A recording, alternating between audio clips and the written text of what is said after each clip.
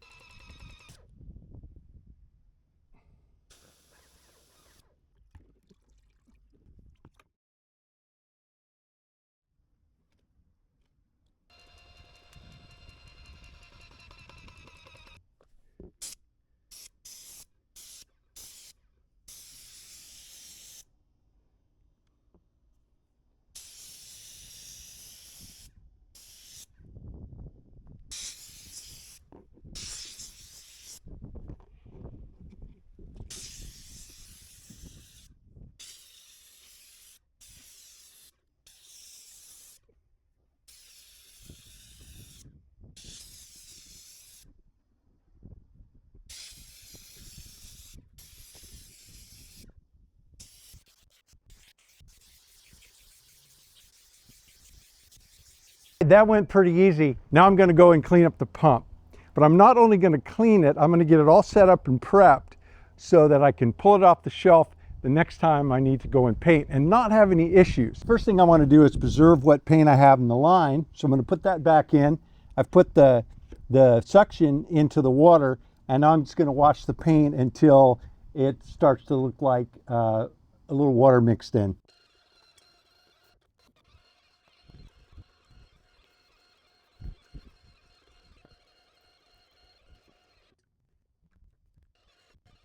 What I'm doing now is cycling from clean water to the dirty water. I'm going to do this again. You can see it's a little tinted green just from a little bit of that, but otherwise it's pretty clean. I'll go to a third bucket of clean water to finalize it and make sure that I've got all the paint out of it. But what I'm going to do now for about a few minutes, I'm going to shut things down and let the water sit in the lines, and that will actually clean faster than if I just sit here and cycle it through. The other thing that this pump has is it has a cleaning cycle, and so I've dialed it to that. It's a blue area, and you can hear the pump, it's kind of surges. That's on purpose. My last pump didn't have that, so what I would do is turn it from charging the hose back, so I would kind of cause it to surge and pressure through the machine, because that helps kind of scrub it out a little bit.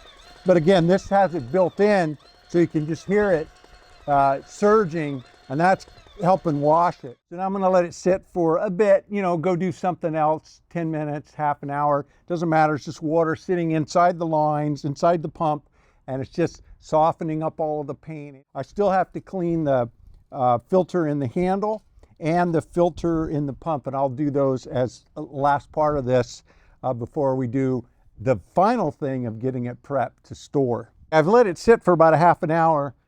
Now I'm going to move the siphon over to a clean bucket. And in that clean water, I'm also letting my tip and the rock filter and all that stuff is just sitting in the bottom. I've already scrubbed them and cleaned them. Now I'm going to clean out the filter and the handle. You pop this off, and it's actually a tool. It becomes a wrench.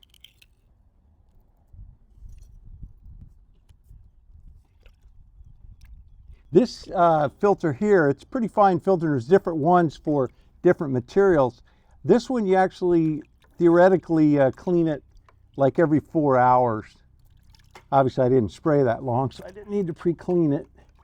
To be honest with you, I've never done that. I've always just sprayed the whole day, cleaned it at the end of the day. I suppose if I were having trouble, if I had a paint with a lot of material in it, you know, if I didn't strain the paint, like I didn't strain this paint, that's another good thing to do.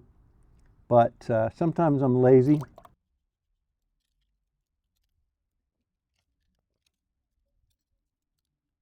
There's a filter in here, and I'll put it in the dirty water first, get rid of most of it. You can see the paint that's in there. This, I'm not sure. It seems like in my other one that this sort of cleaned out in the cycling of the fresh water, but apparently this one, well, it did. It had water in it mixed in, but it definitely had a little more paint than I thought it should. So maybe I didn't cycle it enough, not sure. But it cleaned pretty easy.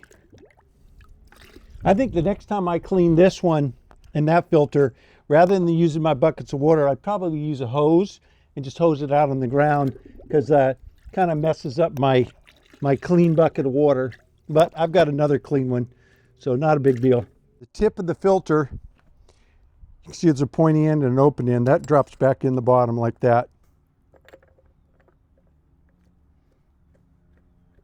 All right, so I'm going to do another bit of clean water. This is an extra step, more than I'm used to, but probably just, again, I'm rusty at this.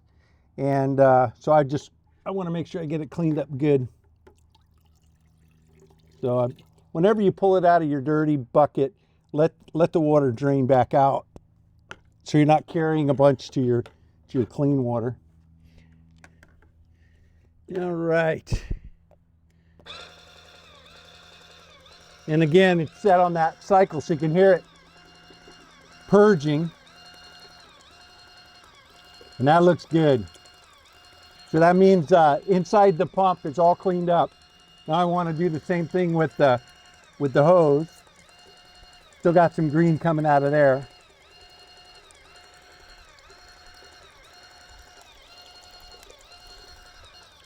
Yeah, there's no color in that at all.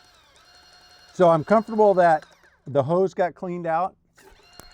And just for a little extra, I'm going to go ahead and squirt a little clean water through my tip. When you tighten these on, these guards, this you'll know when you get it tightened on, because the tips won't pull back out, but it'll rotate.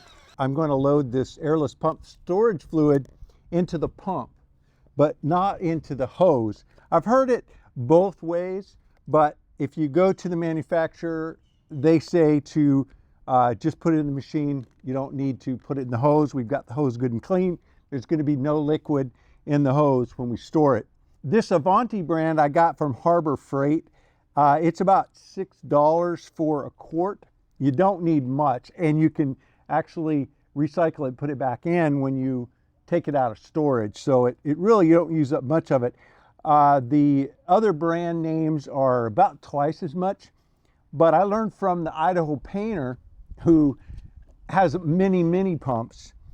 He thinks it's all too expensive, and he said you can get the exact same stuff if you buy RV winterizing. You know, you can buy a big gallon of it. It's pink, and he said it's the exact same stuff that you get in the more expensive brands that are designed for the pumps. And he uses it.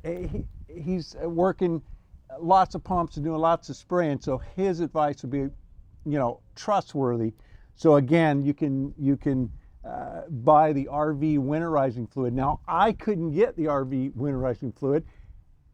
I went to the auto parts store and the RV store here in Florida, and apparently they don't have to winterize RVs in Florida. So I went ahead and picked this up. Again, don't use much of it, and I'm not like the Idaho painter where I'm painting all the time. So this will probably last me years. So to put this in, you're going to have to put your siphon tube and let the water drain out of it. You're going to put your siphon tube in it. This is big enough for the rock guard, so I'm going to go ahead and put it back on. Some of them, the opening is smaller and you'd have to take your rock guard off. And I'm going to go ahead and put that back on. Just drop it in there. You want to make sure you hold on to it because it'll knock over. And then all I'm going to do is watch the siphon tube, and once I see this stuff coming through, then I'm going to turn it off.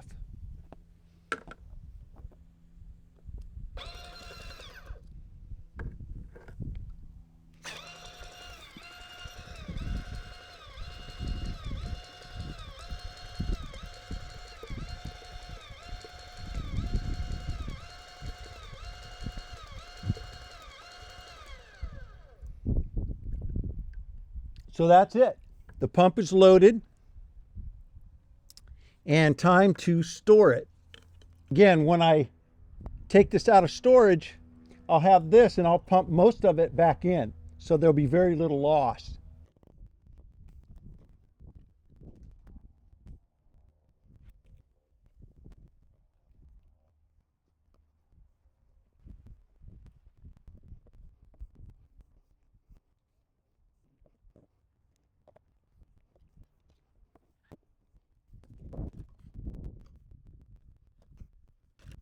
The Titan 440 with that HEA tip made quick work of painting that fence, and I wore a mask just as extra precaution, but I didn't get any paint, little flecks around my face.